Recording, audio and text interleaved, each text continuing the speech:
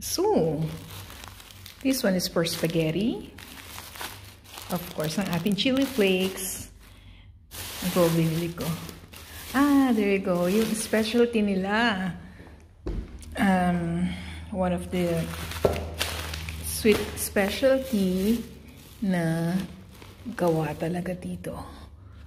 Hindi ko na na-videohan kanina sa palengke kasi ang ingay. Look at that. Ayan. Then, of course, may mga oranges ako. Ayan. Ano lang, €1.50. Ilang piraso to for 5 pieces. 1 kilo daw yan. Nakalagay doon 140 lang. Pero okay lang. 150, 10 cents lang naman. And ano po ba to? Ito. Meron tong kanin sa loob.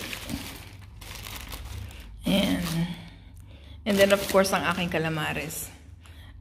Okay? Ayusin ko muna. Then I will show it back to you.